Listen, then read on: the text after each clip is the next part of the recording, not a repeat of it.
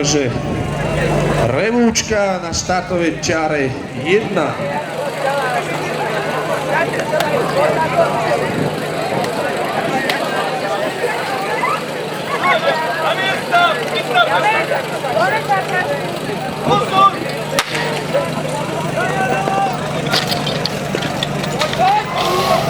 Takže zatiaľ